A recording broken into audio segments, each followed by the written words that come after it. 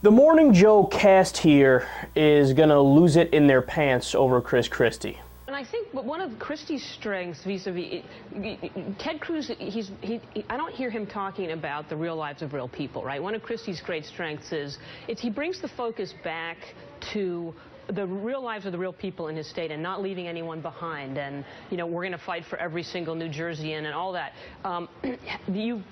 That's how you win elections, right? You get the focus off of ideology and you get the focus off of fighting with the other side, right, and you bring it back to the people. And I think Christie does that brilliantly. Reagan did it brilliantly. Clinton still does it brilliantly. And that's how you bring people together and win elections. And it's so fundamental, though, because you either understand and know real people or you don't. So they're mutually exclusive. Right. You either live in the real world, right, and you understand the plight of your neighbor whose husband lost his job or they lost their health insurance, and you get it, and you want to try to help them, and you go over after work and try to help them get, or you live in a world where you don't understand real people. An ideological world. And people on the left do it, people on the right do it. One of Ronald Reagan's greatest lines against Jimmy Carter was, a recession is, you know, when your neighbor loses their job. A depression is when you lose your job.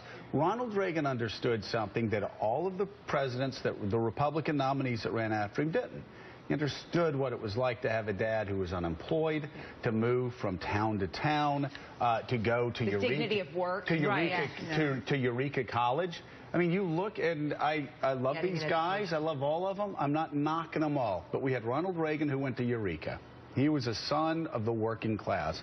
After that, you had a patrician from the Northeast in '88 and '92. Then you had Bob Dole from there you go.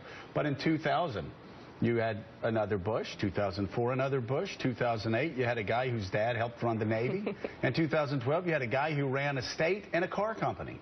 And by the way, I'm not saying those type of people can't be great presidents, but to your point, you either get it and you understand people who hurt, and you understand what it's like to drive around with your dad for a year and a half when he can't find a job, or you don't. Yeah.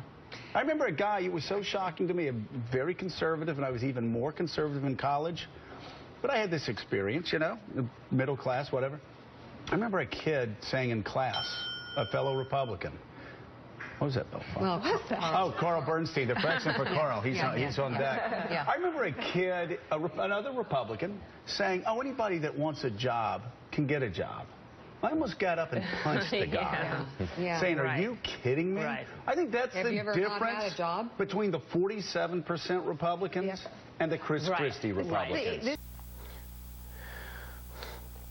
Who doesn't love shows where everybody gives their opinion and not a single person mentions a fact? Who doesn't love that? Yeah, everybody just talk and just say things like, well, how do you feel about this person versus that person? So the argument that all of them are making is, look, Chris Christie, he's an everyman. He gets the poor, he gets the middle class, he's speaking for the little guy, yeah. Really? Now, look, the slight part where I agree with them is that, yes, that is his persona. That is the way that he comes across. That is the way that he does his little sleazeball politician act. But the thing is, I'm not dumb enough to fall for it, whereas everybody on Morning Joe falls for the facade.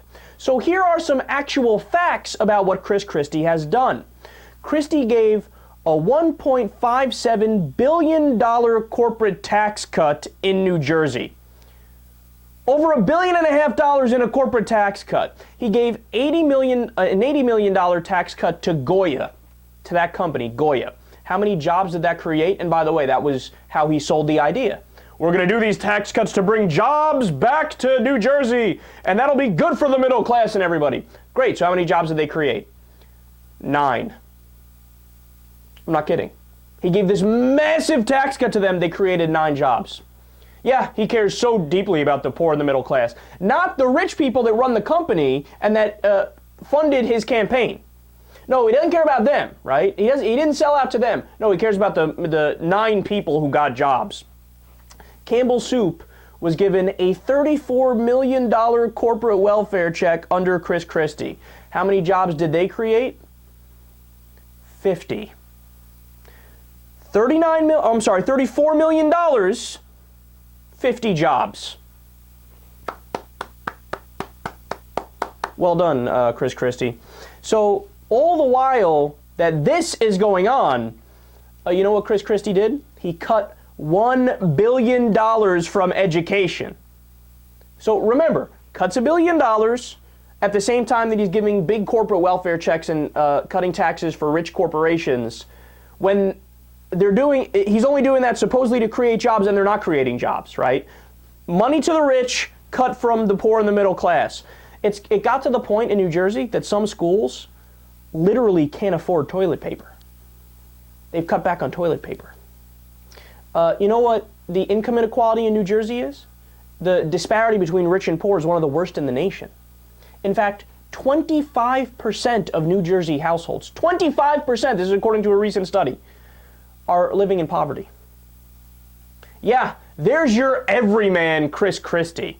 No, the reality is, while he puts on a facade like he cares about the middle class because he's a good politician, right? He doesn't actually care about the middle class. He is just as big of a corporate sellout as any of the neoconservatives.